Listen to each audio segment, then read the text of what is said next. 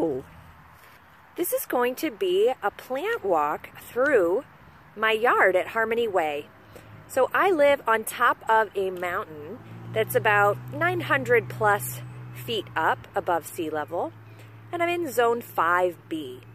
So this is not about foraging, this is not about making medicine, this is just about identifying some common plants that you might have in your yard or your garden.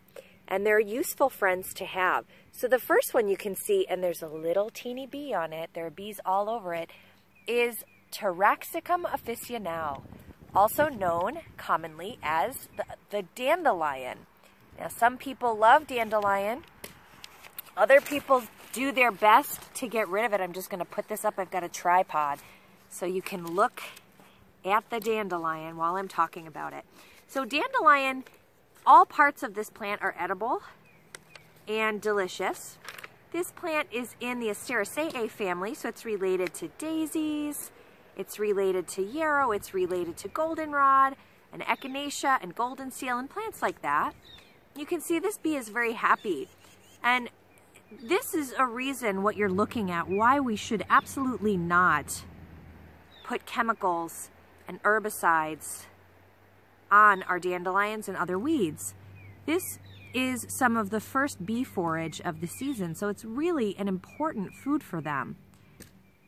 The leaves, the roots are both medicinal. The flowers are incredibly nutritious, and you can see because of their yellow color. So dandelion is a great spring plant, and it is something that we can harvest freely. It grows pretty much everywhere, at least here in the northeastern United States. And you don't want to pick all of them because the bees need them for food, and the bunnies and a lot of the other animals that come out that are just waking up after hibernating in the springtime. And to give you an idea, here in Zone B, this is actually the end of April. And so we're in the last week or so of April, and this is a pretty common plant. There were only a few of these in my yard, and now all of a sudden it's a really warm, sunny day, and they've all sprung up.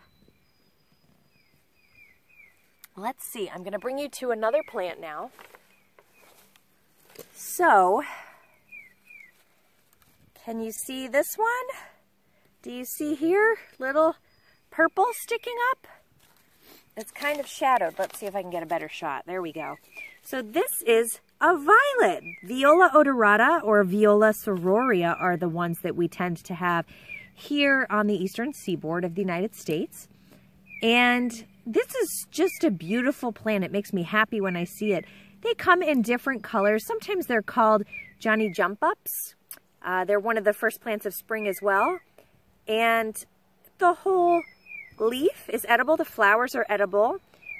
And it's an interesting thing because in stores you can buy products that are violet scented, but they don't really have much in the way of fragrance. And so they're not a plant that you would see getting essential oils from or something like that. But the leaves are very mucilaginous and cooling and nice in a salad.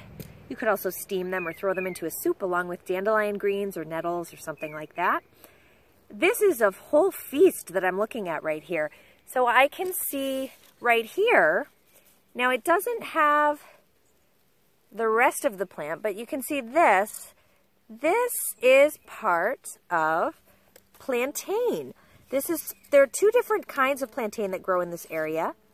And this one is Plantago lanceolata. The ones that have the rounded leaves, maybe we'll see some of those while we're on this plant walk, have a different name. They're called Plantago majora, but this is, either one can be eaten. The leaves can be eaten as a pot green. It's a wonderful plant medicinally, but again, we're not going to get into all of that today. I can see chickweed down in the grass in between things. Chickweed likes nice, cool, there's some more dandelion. Chickweed likes to have nice, cool, kind of shady conditions. So you'll only see it in the very early spring and then again in the autumn in some places. There's clover starting. So here where I live, there's more violet here where I live, we have two main, here's a rock, and here's the garden I'm going to take you into. So I've just lost my train of thought because I'm walking over something. There we go. So we have two main types of clover, is what I was going to say, in this area.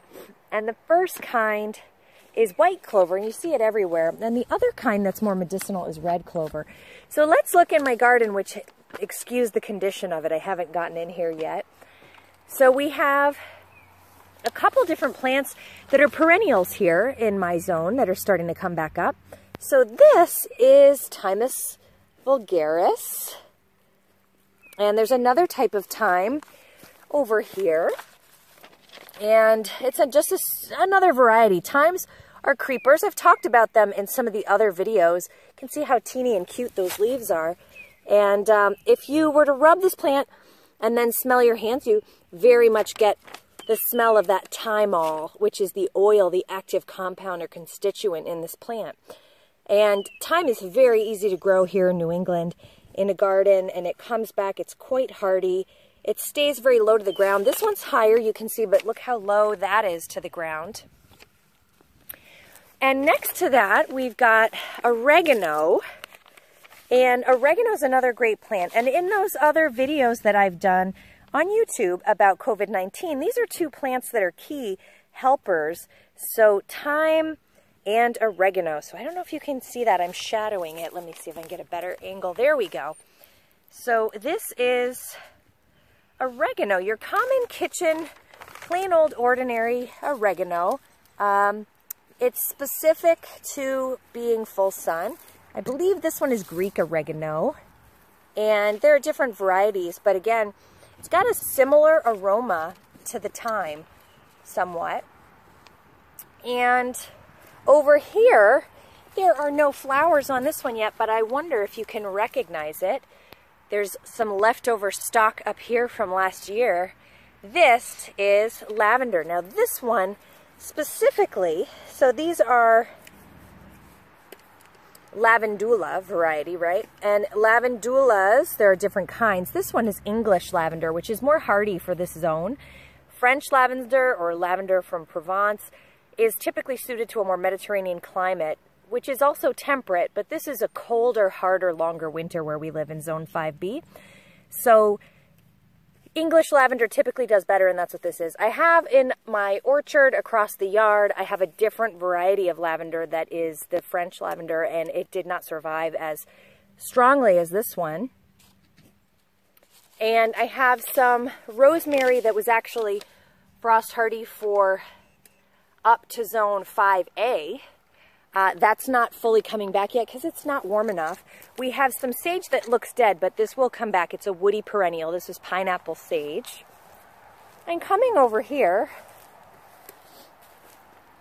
there's a lot more violets in and among all the plants. These are low bush blueberries that are right in here. You can see there's some over there as well. And more clover. So there's red clover that's starting to come up. Right here, this is some red, a little patch of some red clover. Over here, I don't know if you can see this little baby cutie. This is mullein. And the scientific name, there's some more right here that's quite large. Mullein is Verbascum thapsus. That's the Latin name for mullein. You can see those soft leaves. I wish you could touch these leaves.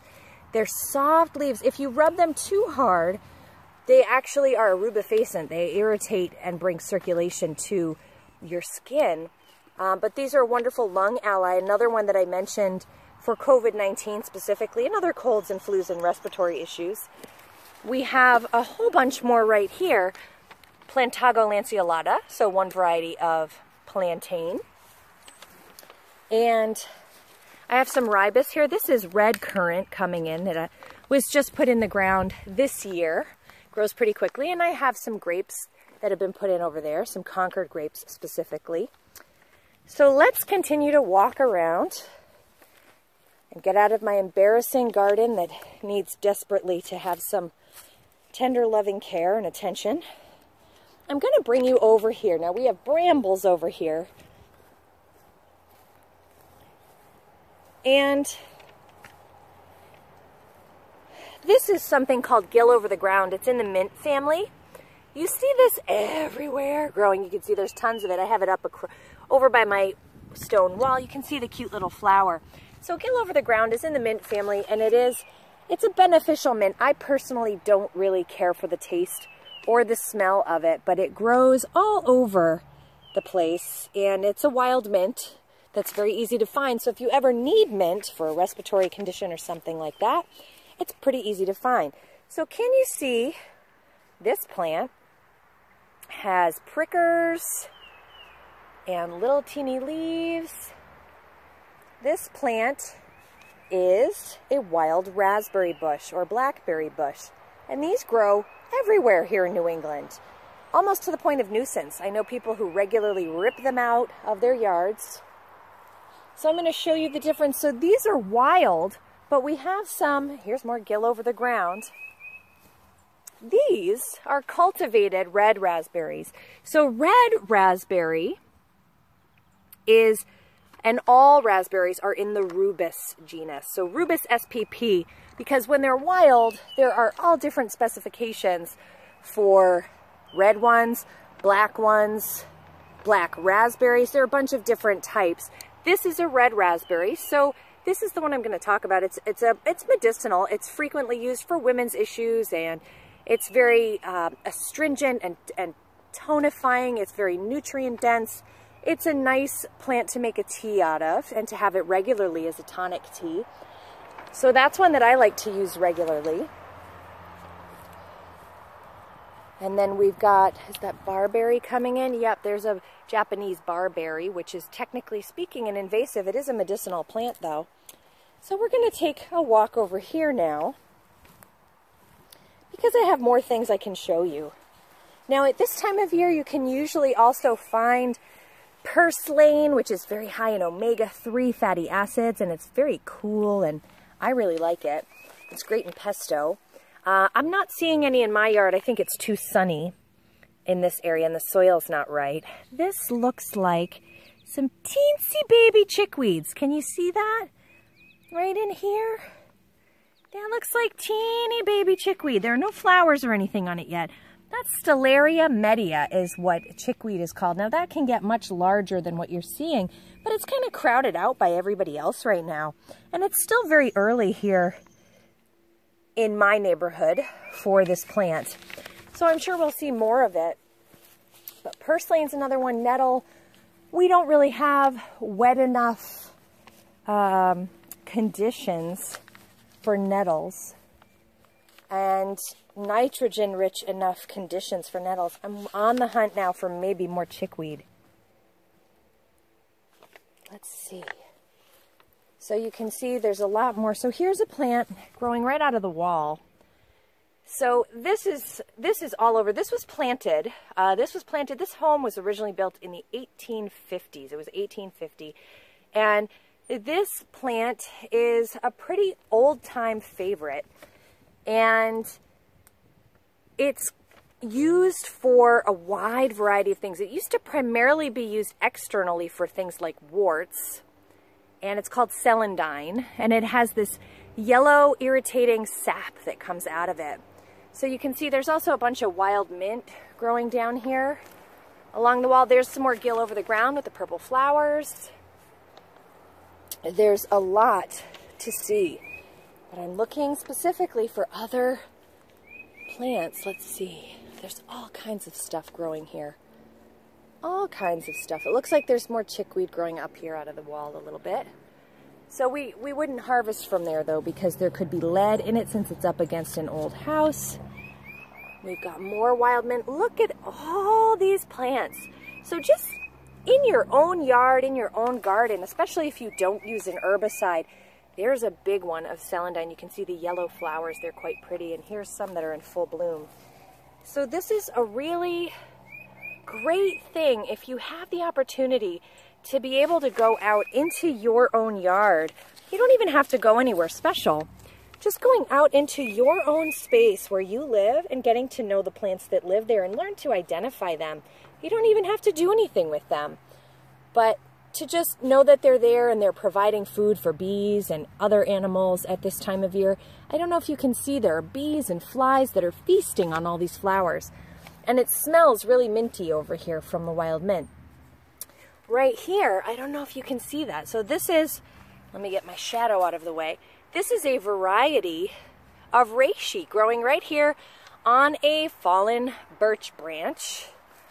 And I've got some more over here. So there are all different varieties of reishi mushrooms. I don't recommend mushrooming unless you know what you're doing. But reishi does grow all over in the wild. We can also plant it. So many different little plants over here. And this plant, this is one of my favorites. So Rosa canina. So this is in the rose family, and these are everywhere. They're kind of invasive. I'm going to zoom in here. Can you see the little teeny rose hip? I'll touch it so that you can see it. Right here in front of my finger is the cutest little rose hip. Now inside of this is like an itching powder, so you would have to use gloves to de-seed this. You can use them whole, pardon the motorcycle going by outside. You can use that whole as well. Rose leaves as well as rose flowers as well as rose, as you can see right here, rose hips are very much all usable and medicinal in a variety of ways. So the hips are high in vitamin C, and the leaves and the petals are astringent. Over here we have Rosa rugosa. And Rosa rugosa is my favorite rose. So in this is my orchard over here that has some trees in it. This is Rosa rugosa. So this gets really big, gorgeous, deep pink and white colored flowers with great big juicy rose hips that are actually a lot easier to take the seeds out of than the Rosa canina ones. This other friend right here is an apple tree. So this is a Malus SPP, Malus M-A-L-U-S, and this is an heirloom variety. I have another tree behind it, and these are really, really nice heirlooms. They're doing very well. We think we're going to get apples for the first time this year. Let's continue. We have, this is a tunnel over here. That's a type of a cedar right there, and there's a lot more. As you can see, this has basically become invasive, all the Rosa canina over here. We have to cut some of that out each year. We also get something called, it's got a lot of different names, but it's got an orange yellow berry on it, and it's a vine, and it's usually called sweet vine. And sweet vine wraps around trees and chokes them out. So that's another one that we don't really want to have around. Here's some more barberry. So you can see that has barbs on it. There's a bigger bush over here I'll show you. So there's more Rosa canina, all different kinds of moss. This is a white pine up here. This is a great time of year. If you don't have much, you can make for a vitamin C option. White pine is really lovely, and you can tell it's white pine because if you were to take one of these little guys off, they have five little needles. So W-H-I-T-E, one for each letter. So you can see there's a lot of moss and all kinds of plants. We usually get thistle over here. Here's some right now. So this is one variety. I don't know if you can see that. It's got a lot of very spiky looking prickers. It hurts if you pick it with bare hands. And thistle is very medicinal too. A lot of the thistles are quite